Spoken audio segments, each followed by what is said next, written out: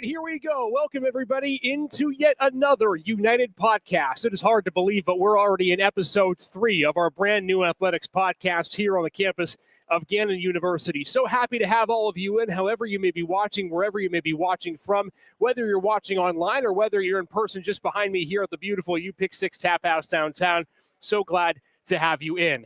It is March. This is a chaotic month for sports, but a good way in terms of chaos. We have spring sports really rolling into form, winter sports still in playoffs, and for some at national championships.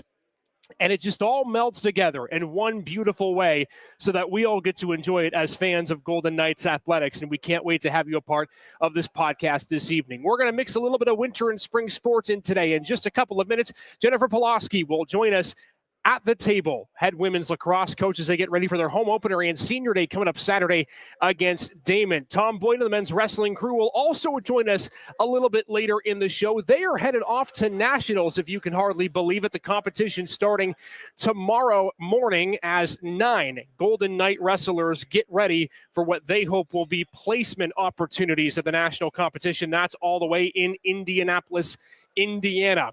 Then later in the show, we're going to recap the swim season. The men's and women's swim team putting in strong performances at the PSAC meet. And we're going to have our champion scholar, Ryan Barkley, our great student athlete, along with head coach Milan Mado.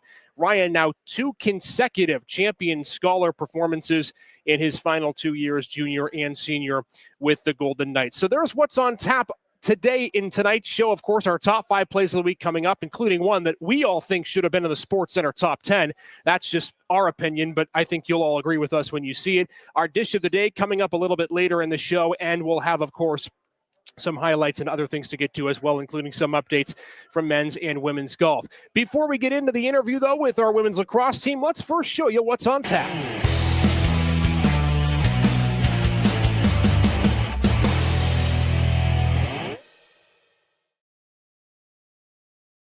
All righty, here is what's on tap for this weekend in case you haven't seen it already. And again, a reminder, all of our away events are streamed live right here at the UKnighted Tap House. So if you're not going to games, you can go ahead and stop in right in here, and they have all the action of the events for you.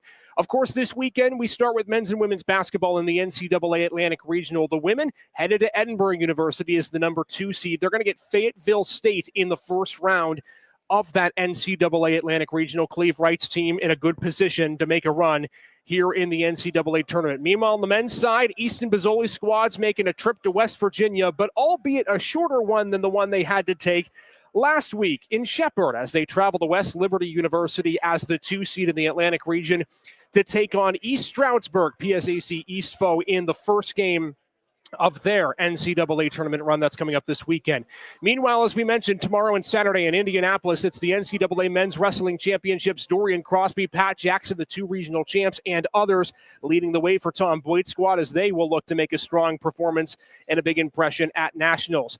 Big game coming up on Saturday, the home opener, as we talked about, for women's lacrosse, as they'll take on Damon on senior day, honoring so many of the players who have helped to build this program in such a positive way. Meanwhile, women's water polo is back at it at the Bearcat Clash this Saturday, 2 and 6 p.m. They'll have a pair of games for Zarco's squad. And also this weekend, baseball and softball continuing their road trips before both teams return home for the first time this season coming up next week. So can't wait for everything going on this weekend. It's going to be a very exciting one, events home and events away. And one of those events, of course, that we've been talking about is this one. It's Women's Lacrosse Senior Day, as Jennifer Pulaski's squad gets ready to honor 4 seniors, including one that was named the Gannon Athlete of the Week recently. They're taking on Damon after a spring break trip. This Golden Knight team coming in 1-3 on the season, but a big win against Catawba back on March 6th. And now a rematch from last year on Senior Day as they take on Damon. And we're very happy to bring in women's lacrosse head coach Jennifer Pulaski, who's joining us on this Wednesday evening. I know you'd probably rather be enjoying the weather outside, but hey, it is what it is. First and foremost, I know the season starts fast and furious, but for you, how do you handle just the quickness of how this season goes? Because you're one of the only spring sports that pretty much plays rain or shine, so your schedule's going no matter what. Yeah, I think when it comes to our schedule, we have typically at least 2 games a week. Last week on spring break, having 4 and maybe like a 10-day time frame was a little crazy for us. But I think it's a really testament to the coaching staff and to the players, just that constant state of after one game, we're preparing for the next, whether that's with our film, our practices, and everything we need to do. Now, this team, as we've seen go through the season, you're only 4 games in, I understand that, but there's still a lot of positives to be taken. And I want to reminisce on the spring break trip a little bit. You got your first win against Catawba in a game that no one knew when it was going to be played, but it ended up getting played. And last season, you had so many games that came down to the wire, were back and forth, and they didn't go your way. And you were able to get one to go your way there in the second half of the big comeback win. Take me through how important that first win was for your program this season. Yeah, definitely. I think, we went into spring break thinking we were going to have a lot of wins on that trip. And obviously it was a little rocky, but the Catawba win was huge for the confidence of our team. It was a game that we, got postponed and was kind of all over the place. So I think when we finally got to that game day, we were ready to play. Had a little bit of a comeback we had to make in the beginning of the game, and we really pulled it together. We've always been a team that we've said we're a second half team, trying to be a whole game team, but we really made that all come together and got to have a lot of fun in the second part of that game. And I'm sure a lot of fun on the spring break trip as well, because any coach will say it's a bonding experience as well, right? Yeah. You have to make sure that you take time for those players to get to know each other too, because you're still early in the season. Yeah, definitely. It's a week of 30 of us in a big house, so it was definitely an experience. They had to deal with Coach P's cooking, which is not their favorite, but really? Okay. we got through it, and it was a really fun time. I think they really enjoyed the experience. Do overall. You have a go-to meal that you make? Oh, the girls would probably say pasta. Okay. They prefer my husband. He does a lot of our team meals, so they prefer when he cooks for them. But yeah, if it's Coach P, it's probably pasta or tacos. So. Hey, I don't know. Any good fettuccine Alfredo beats anything most in any day. So I don't know. I would take that. I'm sure learning lessons too from the spring break trip. Obviously, you got your first win, but you talked about there some trials and tribulations. Just what are some of the things that you learned about your team on the spring break trip and the games that you played? Yeah, I mean, I think, we definitely learned a little bit of perseverance, a little bit of that accountability we're constantly working for with each other, and just how we want to hold ourselves to the standards they've set for each other this season. Like I said, we kind of started out as we have in the past, of being a little bit more of a second half team, where we wanted to change that up and, really start out strong. We talked a lot about that towards the end of the week. And while we may have lost the last game against Belmont, we won the first quarter. We were pretty strong in that first quarter. So we were really happy to see, okay, we've done both the first and the end. So now we need to just put it all together going forward. You have a lot of games in front of you, and of course, it's still a young team. You're still trying to figure many of your players out, but you have some veteran depth from last season. And I'm just curious to see the improvement maybe that you've seen from the end of last year to this year. Obviously, you want your team to get better day in, day out, but I'm sure year in, year out as well. Have you seen that? What does that kind of look like from last year carrying over to this season, especially with some of the veteran players that you have? Because you lost a lot from last year. Yeah, we definitely lost a lot of players last year that made an impact, but I think obviously, this year we have Avery Karasit's back. She's our senior captain on attack. She was out with injury all last year, just has really kind of ignited our team again. And then obviously all of our seniors have been very consistent. They've all played, contributed a lot.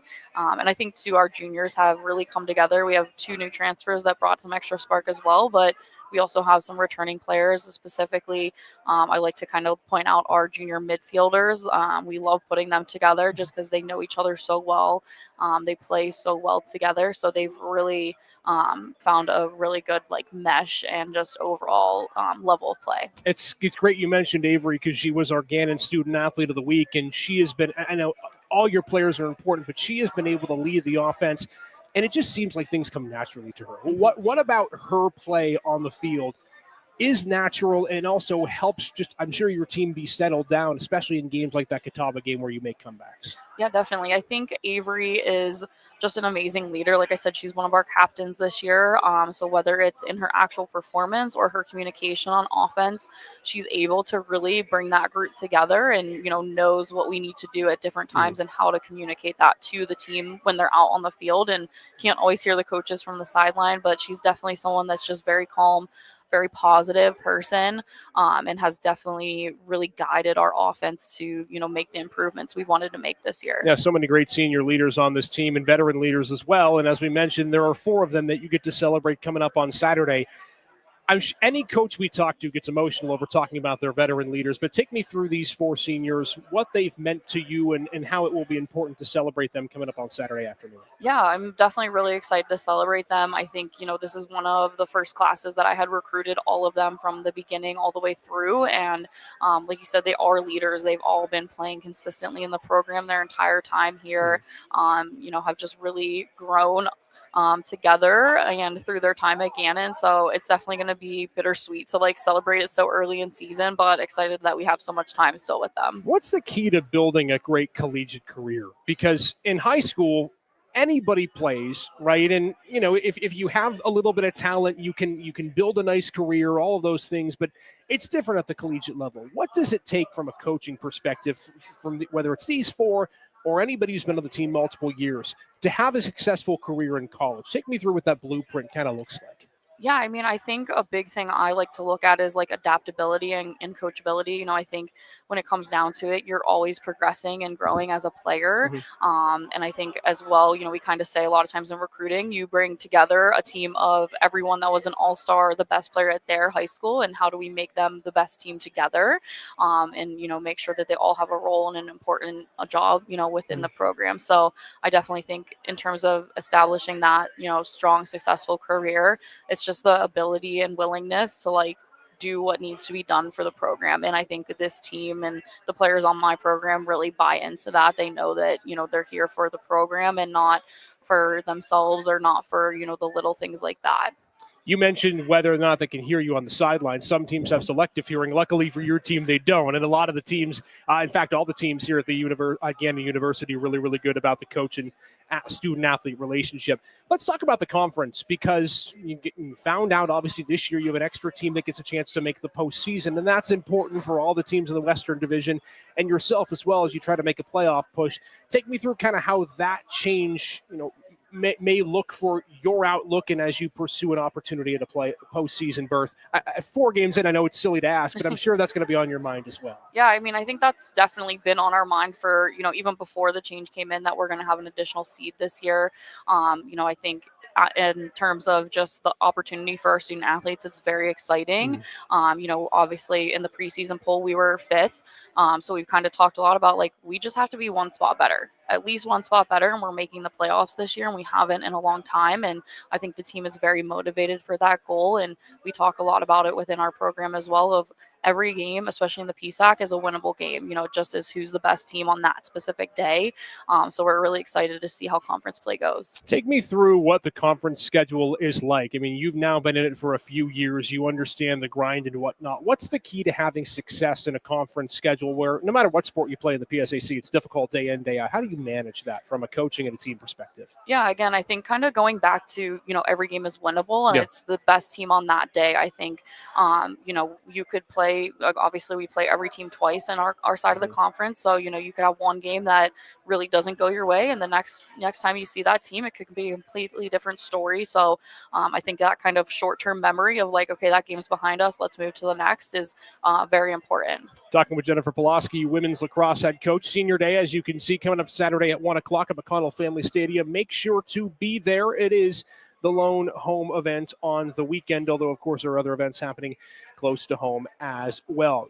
As you talk about a chance to push for the playoffs, and for every program, being able to get to that point is extremely important. What would a postseason run be able to do for your program? Because you've done a great job of building it up, and I'm sure that would also help you when it comes to everything else that's associated with coaching a team.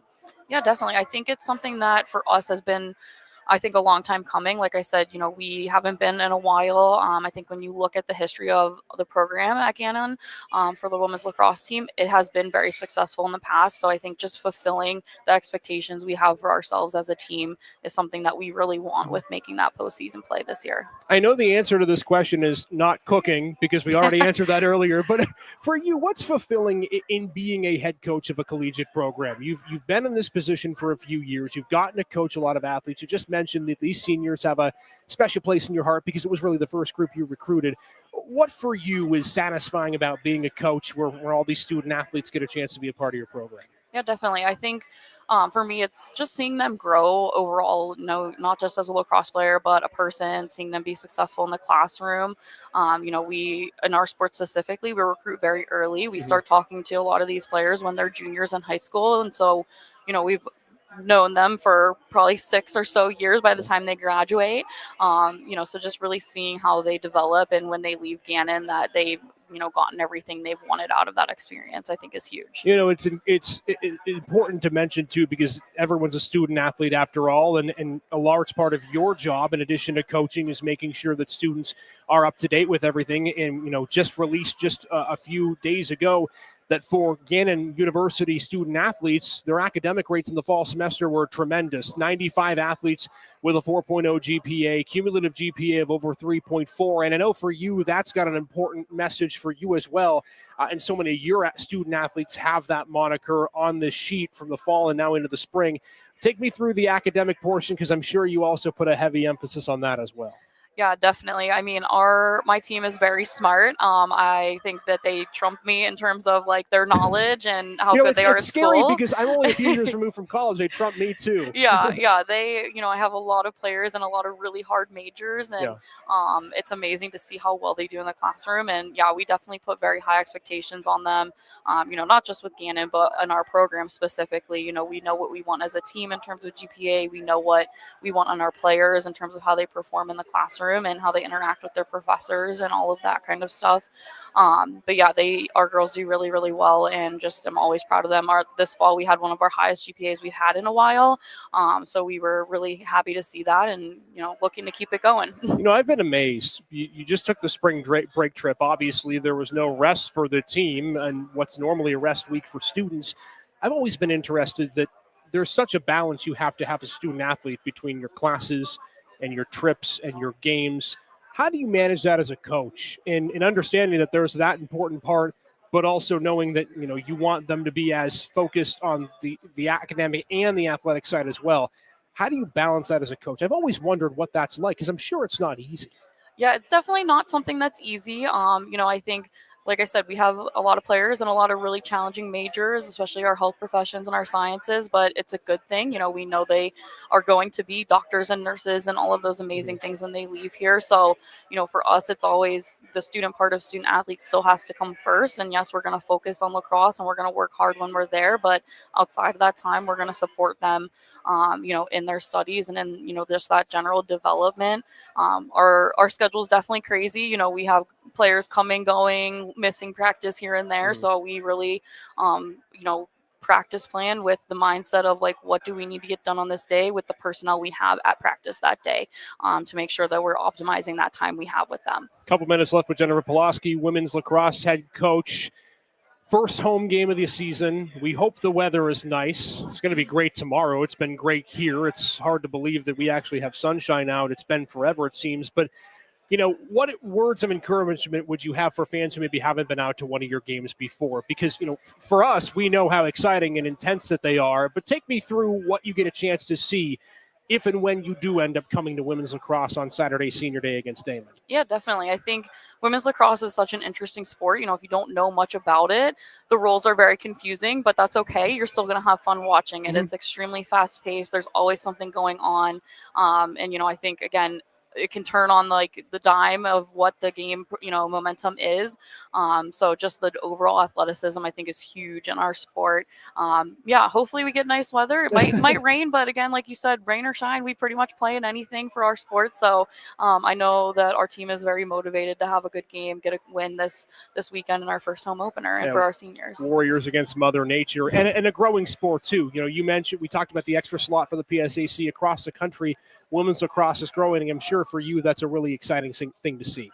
Yeah, absolutely. I played in the PSAC. I coached in the PSAC. Back when I played, there was, no West and East. We all played each other, and there wasn't that many spots, and there was maybe only 60 teams in Division II, and now there's over 100 of us, and it's definitely very exciting to see the growth of our sport in general, but especially at the Division II level, and just how competitive and amazing our level can be. Can't wait for Saturday, 1 o'clock. In case you haven't seen the graphic and you're just joining us, 4 seniors will be honored on Senior Day between Gannon Women's Lacrosse and Damon. Sure to be a great game rematch from last year. Can't wait to see it at McConnell Family Stadium. Jennifer Pulaski, thanks again for joining me. Hopefully, again, fingers crossed for good weather on Saturday. It's going to be like 70 tomorrow. We hope it can carry over into Saturday, but nonetheless, join them for women's lacrosse on Saturday, and best of luck. Can't wait to see you perform. Thank you. All right, that is Jennifer Pulaski of Gannon Women's Lacrosse. As we take a look one more time at the 4 seniors that will be honored coming up on Saturday afternoon. One more time, like we mentioned, it's going to be Gannon and Damon coming up on Saturday at 1 o'clock. All right, so let's continue to talk on the United podcast here, brought to you by UPick6. Also, too, want to mention, by the way, Jenny, if you have like 2 more seconds, there's one thing I actually forgot to talk to you about that I think is important. You had an opportunity just to be named recently to the Division II Women's Lacrosse Committee, and we didn't even get a chance to get to it with all the great things we talked about. Take me through what that means to you and the excitement about being named to that committee. Yeah, definitely. I think kind of going back to what we were talking about, the growth of our sport, being the Atlantic region rep for the Division II Women's Lacrosse Championship Committee for the NCAA is an awesome opportunity, just such an honor. I can't wait to get into it. It doesn't start till September, but I think, in terms of whether it's that or, being on the IWLCA board for Division II, I love giving back to our level, our sport, and just continue to see it grow so that our student athletes have these awesome opportunities coming forward. Ken, you know how busy she is, and yet she's still taking time out of your day for us. Okay, now I promise you can go. Thank you again, Jenny, and congratulations to your appointment to the Division II Lacrosse Committee. All right, again, Senior Day coming up Saturday, 1 o'clock at McConnell Family Stadium between the Golden Knights and the Damon Wildcats. All right, speaking of games coming up this weekend, in case you are wanting, and you should be wanting,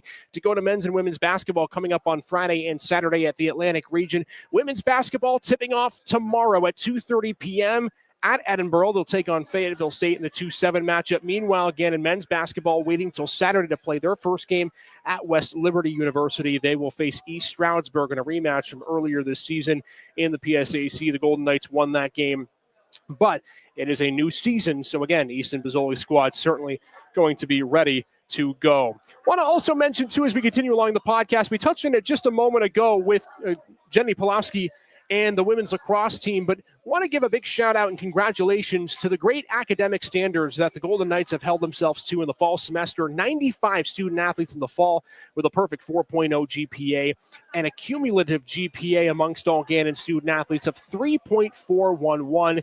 Just incredible academic standards and success that so many of our student athletes have, and clearly why they are not just athletes, they are students first, and that is the big important part of what we preach here at Gannon University. Again, welcome in everyone to the United podcast. In case you're just joining us, thanks again for being with us on this Thursday evening. We are inside the UPick6 Tap House on downtown State Street on the corner of 4th and State. A beautiful Thursday evening ahead of St. Patrick's Day, ahead of a very busy weekend in Gannon athletics. So much to be excited about, so much to be ready for coming up over the next few days. And we've got more live interviews to come. Milan Meadow, Ryan Barkley of men's swimming and women's swimming are going to join us in just a few minutes. But before we get to that, we want to get to the other big event happening this week, because the NCAA competition doesn't just stop with basketball. Oh no, Tom Boyd's squad is getting set to head to Indianapolis, Indiana, coming up tomorrow and Saturday for the NCAA D2 Men's Wrestling Championship. If you remember back from regions, 9 of the 10 wrestlers that were inserted into the lineup at regions at Fairmont State made it through to the national competition. Logan Salat at 125, Jerry Echeverria at 133, Caleb Chavez at 141, Kenny Kaiser, the runner-up, at 149, Ethan Richner, who took third at 157, as did Nick Carreno at 165, Eli Reese, a third-place finish at 197, and your 2 regional champions who go in to the NCAA championships with that moniker, Pat Jackson at 174 pounds and Dorian Crosby at the heavyweight division. So, needless to say, there was a lot of expectations and excitement for Gannon men's wrestling coming up this weekend. And earlier this week, I had a chance to sit down with head coach Tom Boyd and the 174-pound regional champ Pat Jackson as they get ready for nationals, what this weekend means, and some fun stories along the way from Coach Boyd's time at the NCAA competition. Here's that conversation. Men's wrestling getting set to head to NCAAs this weekend in Indianapolis. Head coach Tom Boyd and the 174-pound regional champ Pat Jackson is to my left, one of 9 that will be competing in the national tournament coming up this weekend. Tom, I know we talked a lot a couple of weeks ago on the podcast with you and Dorian about the expectations and the preparation for regional, but you made a really good point to me when we were talking after the competition at Fairmont State that you thought your team's resiliency was really there with the 5 that had to win it in to get to nationals, and it seemed like that's been the prevailing theme for this team all season. Yeah, it was a great weekend. I thought the guys really stepped up. We had adversity all season. I think it prepared us for the weekend. I think the guys went out there, showed a lot of grit, were hungry, and went after it. And so they were rewarded for that. Yeah, we wrestled tough, and I'm proud of the guys. Pat, I know you're probably looking forward to nationals more than you want to reminisce, but take me through that weekend for you. I mean, I know, again, this team has been banged up all year. You finally get healthy. You get to that point, national and regionals, rather, where you feel like you've got a full lineup. But your individual journey to get to the 174-pound championship, get that takedown in the third period, what was that experience like for you to be able to hoist the first-place championship? I mean, obviously it feels great to go out and be able to succeed alongside the Gannon University team, but mainly just doing the little things right. Like, you have to have a good week leading up to it. You have to believe in yourself, and just following myself, guiding myself in the right direction. I believe that was the small changes between me being champion and me I lost to Gimbal earlier in the year, so doing the right things this week, I think that's what led me to being the champion. You know, it's funny because so many of the student athletes and the guys on your team and coach will say that there's a different level that you have to be at between the regular season and the postseason, whether it's the regional, whether it's the national competition. As someone on the mats, what are those little tangible things that you maybe can get away with in the regular season that you just can't get away with going into a national competition like this one? Well, postseason-wise, everybody's coming to fight. Like, every match is a grinder. So you have to be ready from the time they blow the whistle to the time the last whistle blows. That's the big difference between postseason and regular season. And now you get a chance to go into the national competition along with 8 of your student athletes and get ready to compete. Coach, you've been here a time or two. I know a few of your wrestlers have, but you, again, have been both as an All-American and as a coach, as an assistant, now the head coach, with an opportunity to be at the national competition. What's this stage like? Because, you know, again, it's different than just the Atlantic. It's different than just the eastern half of the U.S. You're now in the whole thing. What's this national competition like, individually and as a coach? Well, this is the best wrestlers in the country coming together, and everyone there is trying to prove something. And these guys have worked hard all season. This sport's a 365-day-a-year training camp. We're trying to peak. And I think my guys are ready. So we're really excited to get there. This is the best time of the year. The energy's high. The arena's great. The fans are loud. And it's just an awesome time. And we're ready to go. I know there's not much that you can tell them that you haven't told them earlier in the season, but what are some of the things just from your prior experience at competitions like these that your wrestlers have to be aware of going into nationals? I just think everybody has to look at it.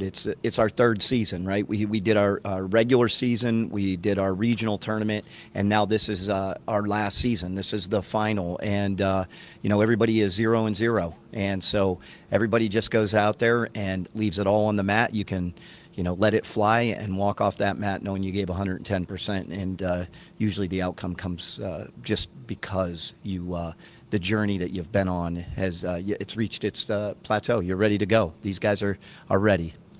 We know you're ready. We know these guys are ready. And obviously, there's been a lot of trials and tribulations to get to this point, right? We talked about the injuries. We talked about the 5 guys who had to wrestle back to get into third and be able to move on to the national competition.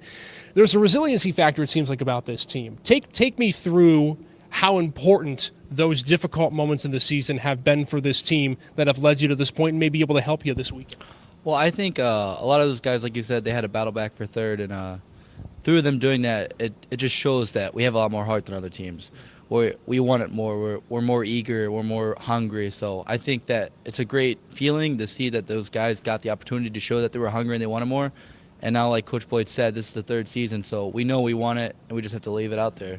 So I have to ask, I know it's a busy week because you're either practicing or you're on the mats and whatnot, but will you ever get a chance to just soak the moment in? You know, because again, I know that there's a strict itinerary. You have to make sure that you have everything ready to go, and the focus is a business trip, right? You're heading to nationals. But is there ever a moment that you might be able to have, that you think this week, that you can just kind of soak it in and realize where you're at and what you've been able to do?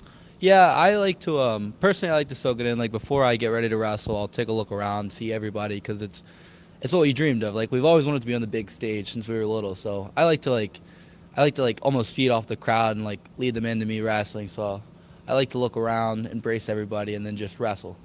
How about for you, Coach? You know, with all of the national competitions that you've been at, is there ever an opportunity for you to just sit or stand and kind of look around and be like, wow, you know, we're back here again. We have this opportunity one more time? Yeah, absolutely. Sometimes when we're down on the floor warming up, I just tell the guys to stop, look up, just take a deep breath, take it all in. You got to have gratitude. And so we talk a lot about that throughout the season, just being thankful for the opportunity that you have, relish in it, you know, just be excited. And so that's what we're doing.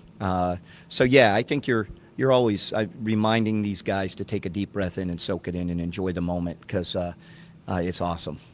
I don't mean to put you on the spot, but in all the years that you've coached or were a wrestler, a student athlete at the national competition, do you have a favorite memory, a favorite story, something that just pops in your mind as to, oh my gosh, you know, when telling tales to your former teammates or current student athletes, that this is one of the moments that I'll always remember? Is there one in particular? One in particular, I would say that anytime you get to coach on the final, and we had that opportunity a few years ago with Alex Ferenchek, walking up the steps to go to the raised stage for the national championship final. It's an awesome experience, and you always want to try to get to that raised stage and that final match. And you know, having Alex out there, Doug Joseph won it. So being on that big stage, that's what I'm trying to coach these guys to want and know that they can go get it. And so we're hoping to create more memories that we can talk about long after tomorrow and next week. So we're excited. Pat, couple more who you hope matches for you and for so many of your teammates. What's the conversation going to be like on the plane? Just be amongst yourselves as you get ready. Is there something that you discuss in between you and the student athletes that help you get ready as a team? We don't really like to look at who we wrestle. We kind of just like to believe in ourselves and go out and take care of it the best way we know how to. So a lot of it on the talk we'll have is just encouraging each other, making sure each other's ready, if there's anything we need, and just making sure everybody's ready to go when the time's right.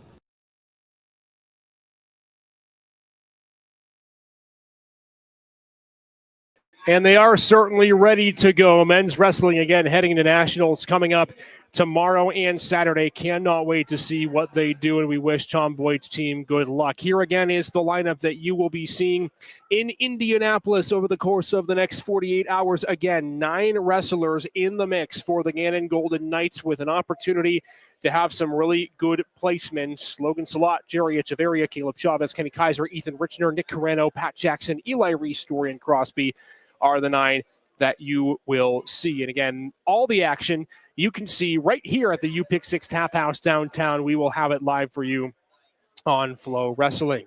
Again, want to make a couple more mentions. Quarterfinal tickets can be seen at the QR codes right here for men's and women's basketball. And women's lacrosse senior day, we just had head coach Jennifer Pulaski on the show. They will be facing Damon on senior day, also doubling as their home opener coming up at 1 o'clock on Saturday afternoon. Make sure to stay out and stay tuned for that. Can't wait to see what that team does down the stretch of the season. A lot of promise for the women's lacrosse team. All right, we're going to get to swimming in just a couple of minutes. Before we do that, though, it's time for our top 5 plays of the week. One of my favorite segments of the week, I'm sure for you as well. It's our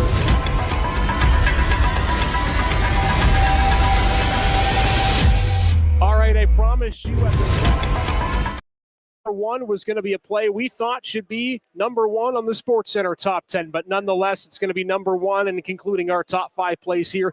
Let's get things started with our top 5 plays at number 5. It is not a play, it's a performance. Nyla Burgess at 160 pounds last week at the NCWWC National Championships, taking 4th place overall. Congratulations to Nyla, a wonderful All-American performance for Erin Vandiver and the women's wrestling squad. She takes our number 5 play of the week. How about Pace Prosser? The contact, the hoop, and the harm to give Gannon the lead for good in OT. The Golden Knights completing that 20-point comeback to move to the PSAC championship. At number 3, this was the title game, and this was Pace Prosser just getting hot. The freshman who took home MVP for the tournament honors, just making things happen. He hits 1 3. He's about to hit another 3 in just a moment here from the corner, and then one more to boot. 3 threes on 3 consecutive possessions to give Gannon a big lead that they would hold on to and win the championship. But that's not the top play from this game. We'll show you in a moment. Here we go back to the semifinal game between Gannon and Millersville, our number 2 top play of the week. Victor Desmond, the turnaround floater that tied the game and brought Gannon back from a 20-point deficit right there to get Gannon into overtime against Millersville. Of course, you know the rest. But here's number 1, Ernest Shelton. You call him Air Ernest in this game. Look at him just take flight and absolutely throw down a poster on the Shepherd defender. One more look. Ern just almost from the free throw line like Michael Jordan. Get out of my way, he says. And that's our number 1 play of the week. What a job by Ernest Shelton. The kid is so difficult to guard, and he's going to be a big part of the Gannon offense coming up later this weekend when they start their Atlantic Regional journey against East Stroudsburg. Again, make sure you can follow us on this United podcast every Thursday from 6 to 7 at the UPick6 Tap House. So much happening on this podcast. We're just in week number 3. So much happening week by week, and we're so glad that you can join us for this podcast tonight. All right, we're going to talk about men's and women's swimming here right now. These 2 teams were able to do extremely well at the PSAC championship meet, including a 2nd-place finish for the men and a 6th-place finish for the women to conclude their seasons just a couple of weeks ago. And 2 teams that have a lot of promise for the future. Milan Mato's got his hands full, but in a good way, with such success that this team has been able to show over the course of the last few years. 2nd-place finish for the men, that tied their all-time high. And for the women finishing in the top half, they made it really, really difficult, and other teams were going to try to compete with them down the stretch of the season. So we're happy to bring in from the men's team to my left, Ryan Barkley, also a PSAC champion scholar for the 2nd year in a row. Congratulations, my friend. Thank you, sir. And head coach Milan Mato, who is excited to be here as well in another great weather day. You're breaking out the shorts today. We can't see it on the camera, but you've got the polo on and the short. You're ready to go. You're ready for the beach. Yeah.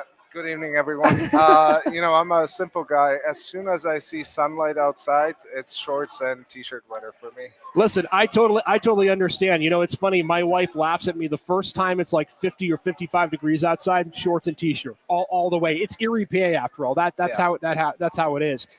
First and foremost, the season is over. It's hard to believe, but there were so many great success stories, Milan, and you were glowing when you talked to us after the PSAC championship meet for the men's and the women's team. A really standout performance for both your squads, and just take us through what impressed you for those 2 teams.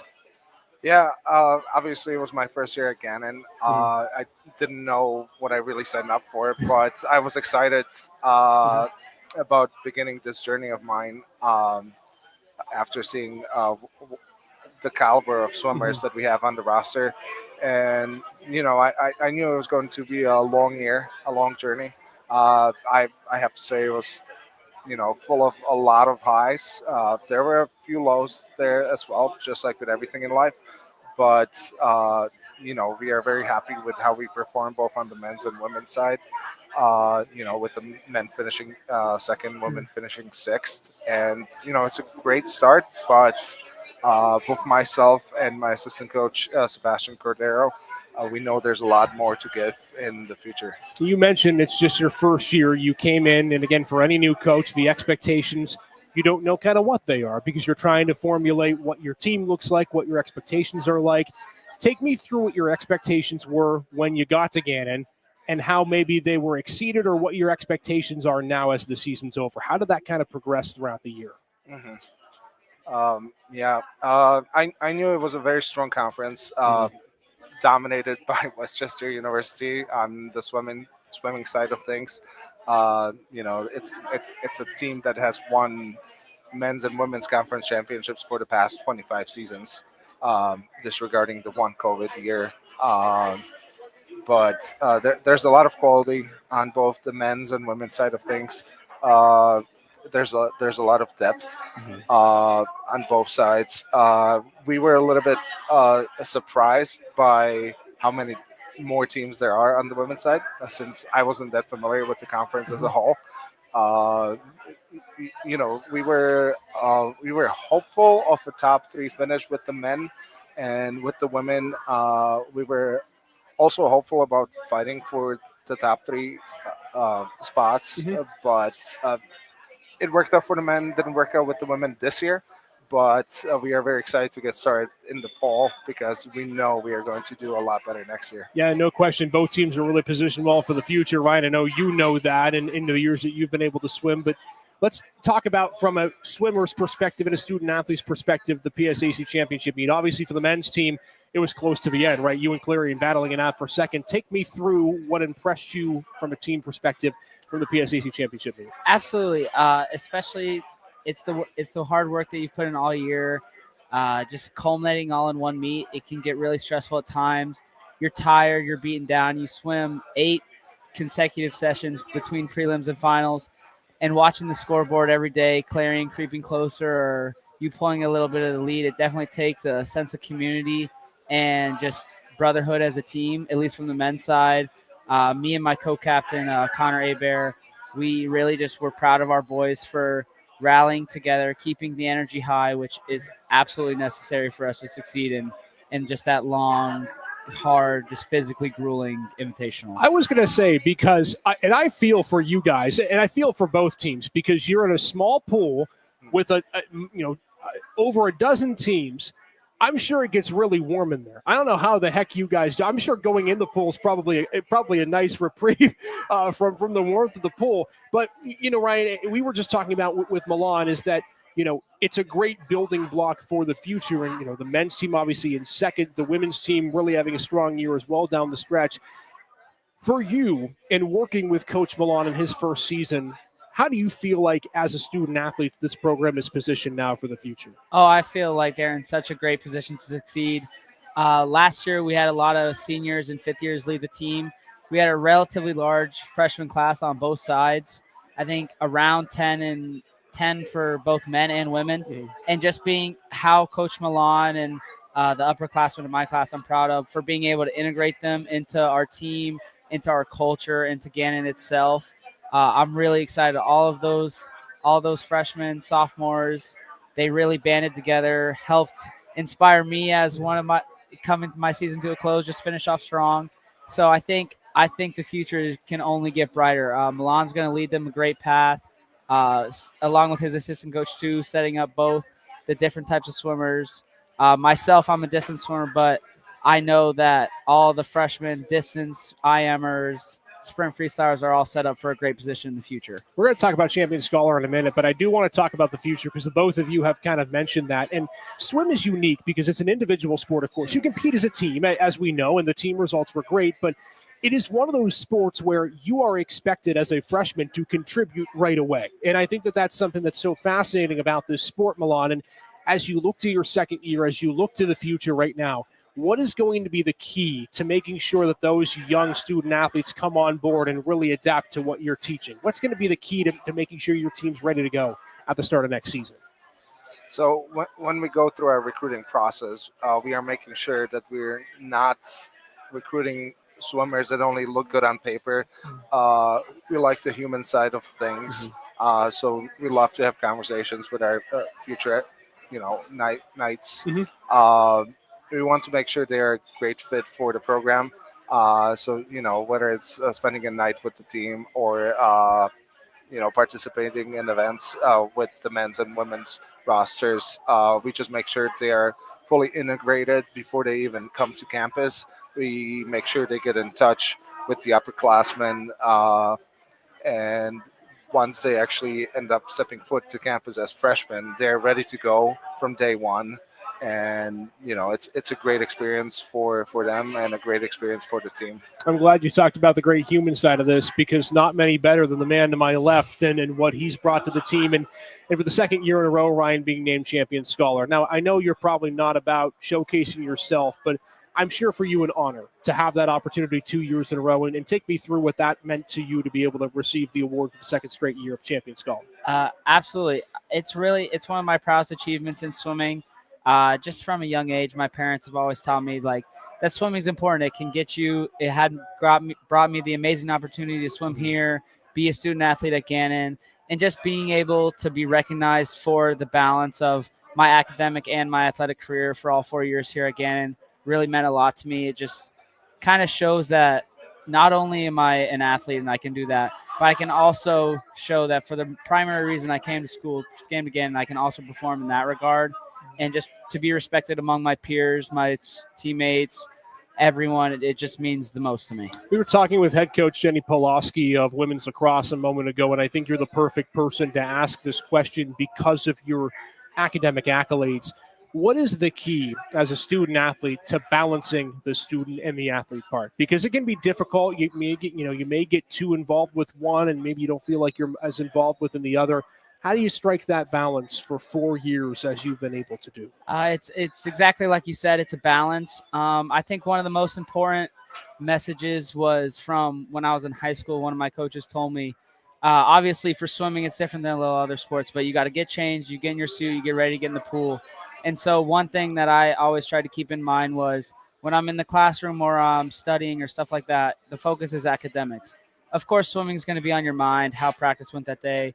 But when you go to the pool and it's time to train, it's time to work hard, you're there, your energy affects your teammates, it affects your team, it affects your coaches. So once it's corny as it sounds, but when we would like slap the top of the door, once you enter the door, all your problems except training or school, you leave them at the door, and then you can pick them back up afterward. And I think that's really important for me, just being able to separate the two things so that when I'm focused on swimming, I can give 100% to swimming. Or when I'm focused on my academics, I can give 100% to my academics. No question that there is that mental game that you play when it comes to compartmentalizing academics and when it comes to compartmentalizing athletics. And congratulations again to you. You've done an amazing job, and it's a pleasure to be able to have you be able to talk about that.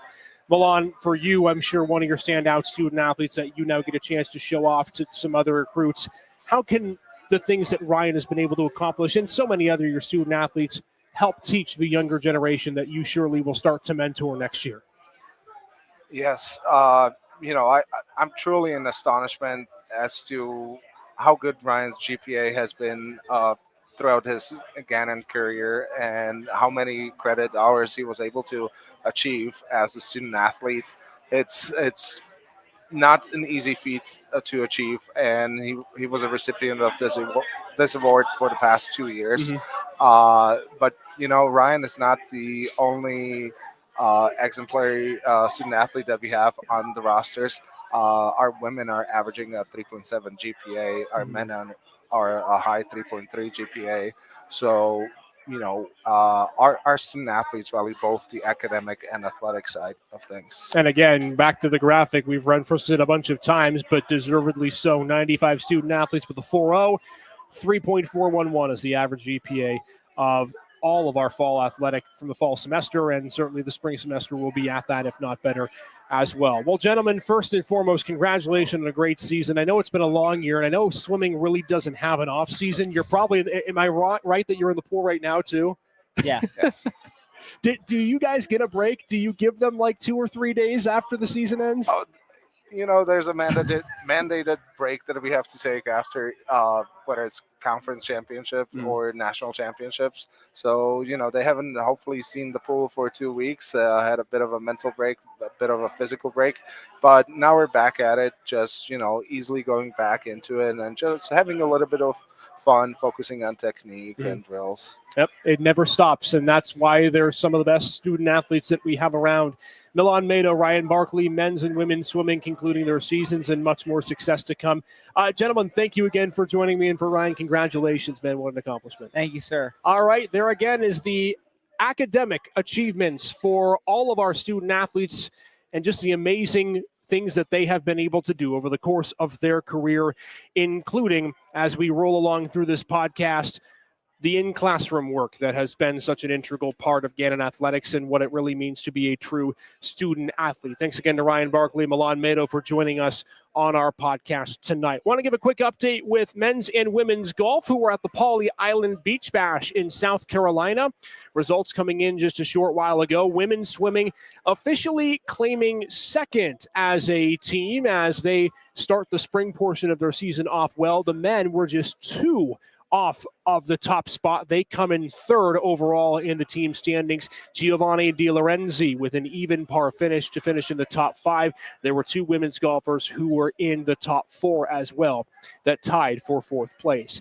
In just a few minutes, we're going to get to our dish of the day, one of our favorite segments. Mitch Farnsworth, my partner, is going to be joining me for at least partner in crime when it comes to eating this, because I can't eat it all myself.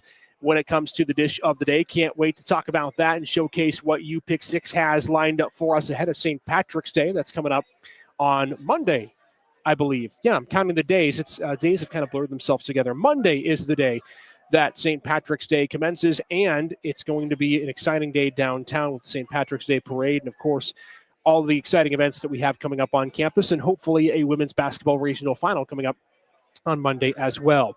But as we go along through all of our athletic programs and our student athletes continue to shine, one thing that we do know at Gannon University is that we are supporters and promoters of social justice, diversity, equity, and inclusion, and the things that make our sports and our student athletes great, making sure we're promoting agents for change and ways to be more inclusive on campus. Earlier this month, we partnered with the PSAC in conjunction with their Diversity, Equity, Inclusion, and Social Justice Initiative to showcase what we're doing to ensure that those be met on our campus and that we go above and beyond in making sure that we are inclusive for all at Gannon University.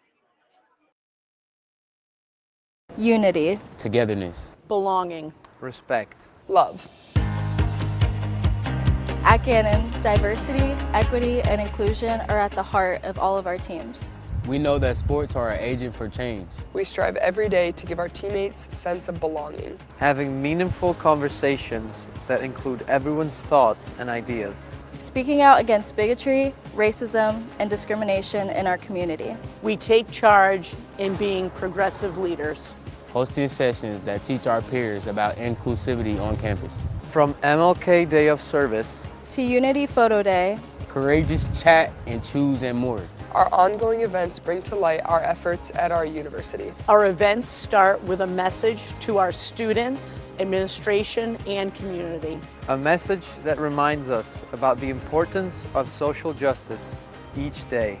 And why it matters for all of us. As Golden Knights, we continue to take steps to better our community. But we recognize that there is more to be done. We ask for everyone to continue to have meaningful conversations. We call on leaders to join us and use their voice to promote change. And to our fellow student athletes across the nation, we offer our hand to work in tandem. To value the dignity and humanity of all individuals. We are GU. We are united.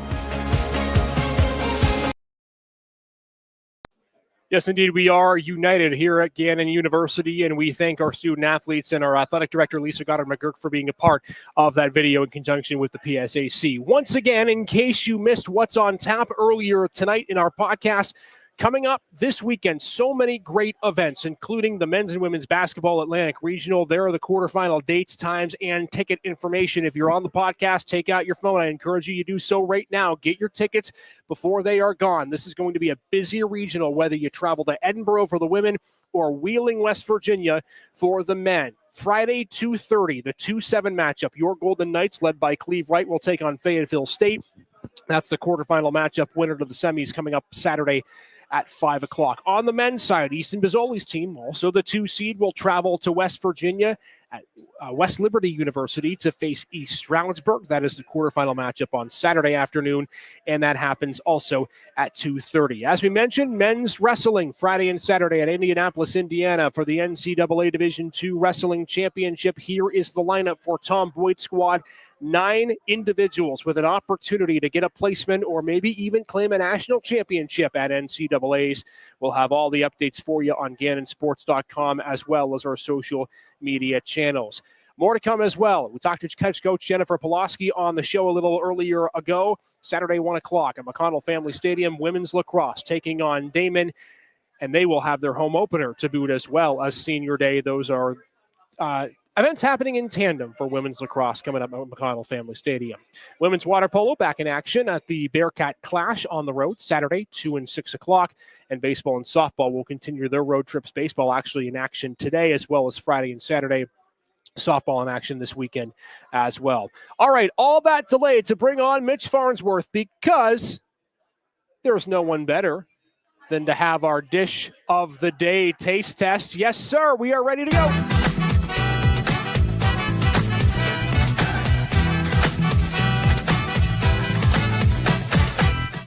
So we know St. Patrick's Day is coming up on Monday. So what better to go with a nice drink than your traditional Reuben sandwich? Hold it up there, Mitch. That is a big Reuben, my friend.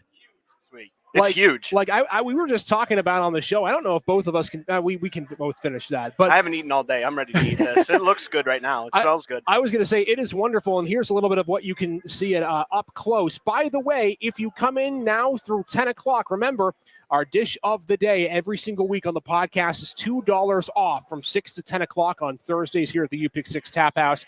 Traditional Reuben sandwich with chips and a pickle slice. It is so good.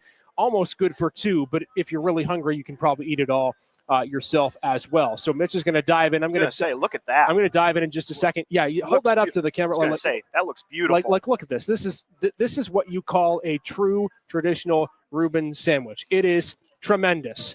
We're getting a couple of comments as well. Carrie McKay from our athletic department saying, "Go, Mitch, go." I don't know what he needs to go. He gets the lucky job. He just gets to sit here and enjoy our dish of the day. All of our student athletes and coaches have the tough part and coming on this podcast and having the conversations. But Mitch is enjoying it, and that's what we get to do here is finish out with food. But I digress. Again, as we've been talking about all week long, it is a busy weekend for Gannon Athletics. We encourage all of you to come out, show out, and support our student athletes. Women's lacrosse at home, women's water polo, baseball, softball on the road, and, of course, men's and women's basketball on the road at the Atlantic Regional, and men's wrestling happening in Indianapolis, Indiana tomorrow and Saturday. So much going on, so much excitement around Gannon Athletics. The only thing that we could think about to recap it all, another podcast next week. We have to. It is, of course, every single week for all of you. We want to be able to give you the content for Gannon Athletics that you deserve. So next week here at the UPick6 Tap House, our next episode of the United Podcast, Thursday, March 20th at 6 o'clock. Again, we'll have our dish of the day, $2 off from 6 to 7. More live guests along the way. We have a couple confirmed, including acrobatics and tumbling, who will be here to get ready for their Make-A-Wish meet coming up on the 22nd. Some other live guests as well as we roll along through the spring. So, for Mitch Farnsworth, for head coach Jenny Pulaski of women's lacrosse. Is it time for the week that was soon here? What's your thank yous? I'm so excited for it. It is almost time for the week that was. In fact, it's so exciting that I almost forgot to upload it. But you know what? See, I'm a good reminder then. You are a good reminder indeed. We'll show you the top 5 plays one more time and then get ready for the week that was as we roll along and finish up our United Podcast. Thanks again, everyone, for being with us. We can't wait to see you all next week. Enjoy the weekend of Golden Knights action, and we'll see you again next time.